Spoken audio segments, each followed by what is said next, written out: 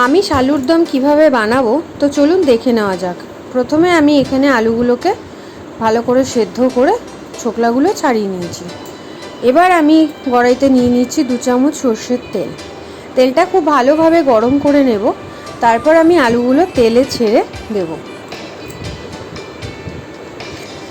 সমস্ত আলুগুলো আমি এখানে দিয়ে দিয়েছি। এবার আমি এখানে অ্যাড করে দিচ্ছি স্বাদ অনুযায়ী লবণ আর হলুদ গুঁড়ো দিয়ে এবার আমি হলুদ এবং লবণটা আলুর সাথে খুব ভালোভাবে নেড়ে চেড়ে মিশিয়ে নেব। আপনারা চাইলে হলুদ আর নুনটা আগে থেকে আলুতে মাখিয়ে নিতে পারেন। এবার আলুগুলোকে আমি এরকম হালকা ব্রাউন কালার করে ভেজে তুলে নেব। এই কড়াইতে আমি দিয়ে দেবো একটা তেজপাতা ফোড়ন, 1/2 চামচ গোটা সাদা জিরে,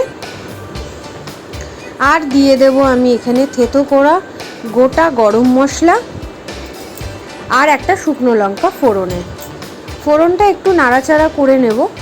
ফোড়নের থেকে যখন একটা ভালো গন্ধ বের হবে তখন আমি এখানে দিয়ে দেব আগে থেকে কুচিয়ে রাখা পেঁয়াজ। এখানে আমি একটা বড় সাইজের পেঁয়াজকে একদম ঝিরিঝিরি করে কুচিয়ে নিয়েছি। পেঁয়াজটাকে ভালোভাবে নাড়াচাড়া করে মিশিয়ে নেব। পেঁয়াজটা যখন হালকা কালার চলে আসবে তখন আমি এখানে অ্যাড করে দেবো 1 চামচ আদা বাটা, 1 চামচ রসুন বাটা।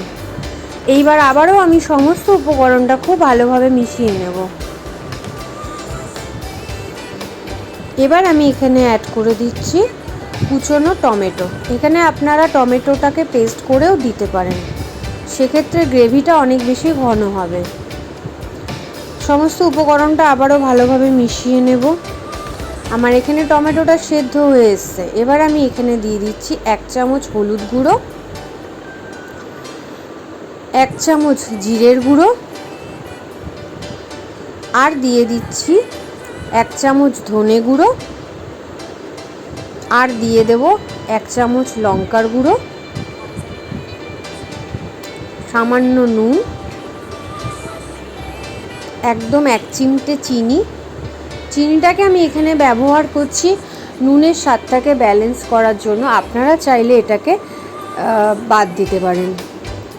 এবার আমার মশলাটা ভালোভাবে কষানো হয়ে গেছে, তো আমি এখানে ভেজে রাখা আলুগুলো দিয়ে মশলার সাথে খুব ভালোভাবে মিশিয়ে নেব।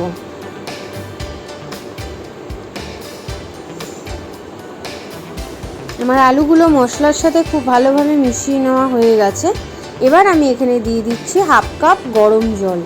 জলটা একটু গরম করে নিলে রান্নাটা অনেক বেশি ভালো হয় কাঁচা জলের থেকে। আবারও ভালোভাবে আমরা এটা মিশিয়ে নিয়ে এটাকে ফুটতে দেব কিছুক্ষণ। আলুটা তো আমার আগে থেকেই সেদ্ধ করা ছিল, শুধু ঝোলটা ফুটে উঠলেই আমরা এটাকে নামিয়ে নেব। এবার আমি এখানে গরম মশলা ছড়িয়ে নামিয়ে নিয়েছি। দেখতে পাচ্ছেন খুব লোভনীয় হয়েছে দেখতে। এই আলুর দমটা কিন্তু লুচি, পরোটা সব কিছুর সাথেই খাওয়া যাবে। যদি আমার রান্নাটা আপনাদের ভালো লেগে থাকে তো অবশ্যই লাইক করে দেবেন, কমেন্ট করে জানাবেন আর শেয়ার করে দেবেন। আর আপনি যদি আমার চ্যানেলে নতুন হয়ে থাকেন তো অবশ্যই চ্যানেলটা সাবস্ক্রাইব করে দেবেন। Thank you.